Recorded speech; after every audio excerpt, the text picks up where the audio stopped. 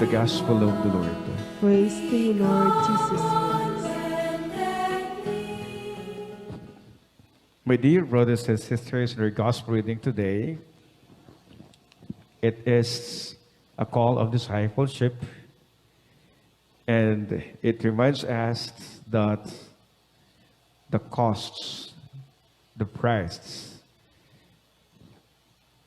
is in fact costly. The Gospel of Luke challenges us to make a total commitment to the will of God by putting Him first in our lives. Jesus reminds us to count the cost of being a Christian because the cost is high. Christian discipleship requires one to renounce both possessions of the earth and possessions of the heart, our relationships. Jesus said, every one of you who does not renounce all his possessions cannot be my disciple. And the possessions in the gospel reading today is not only referring of the material possessions, but also our possessions of the heart. And this is our relationships. And we're being challenged with the call of discipleship,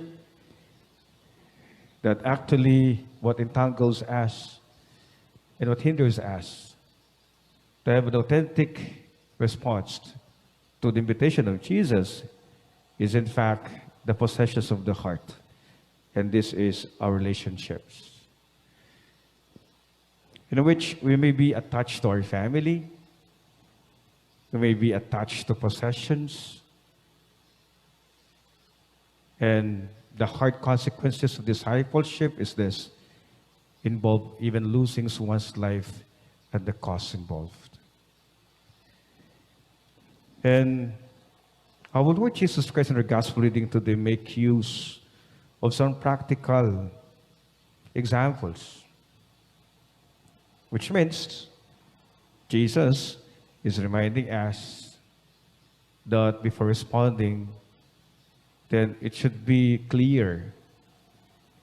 Then we're able to keep and maintain and sustain until end of our commitment and promise. When he said, which of you wishing construct a tower does not first sit down and calculate the cost to see if there is enough for its completion? Otherwise, after laying down the foundation, finding himself unable to finish the work, then lookers should laugh at him and say, this one began to build but did not have the resources to finish.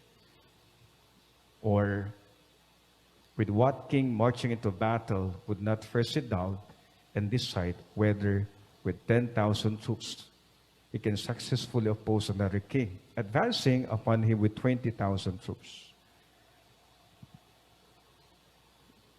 Our gospel reading today inviting us once again that the call of discipleship entails also a kind of planning.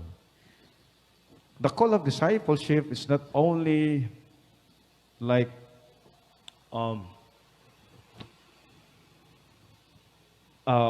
quick decision, or it's just an emotion that we're going to say yes.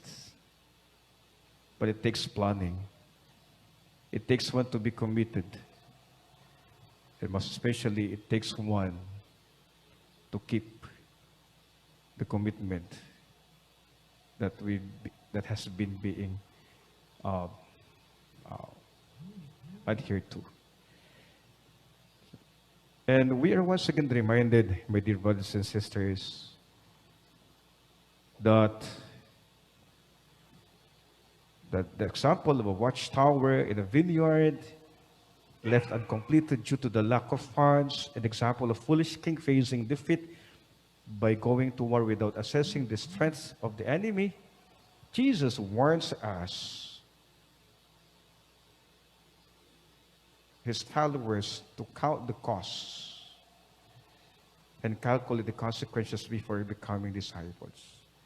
Ibig po sabihin, ang pagiging tagasunod ni Jesus ay kailangan handa at maliwanag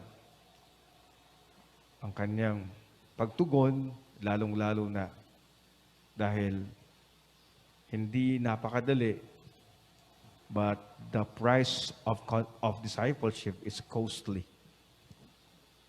That is why it takes a lot of prayers, discernments. It takes a lot of conviction and a decision which is coming from a mind and a heart that is willingly to take the consequences of being a disciple. Let us pray, my dear brothers and sisters, that let us be wise enough in our day-to-day decisions and living in response to Jesus of discipleship, in which may we continuously seek God's help. For we know that the call of discipleship, it is an interplay of God's intervention and human effort. We know that we cannot do it alone. The response to discipleship is a response to God's work and God's mission. We participate God's mission. But once we responded to this, we know that when God calls, He qualifies. When God calls, He sustains. And when God calls, He'll never abandon. Amen.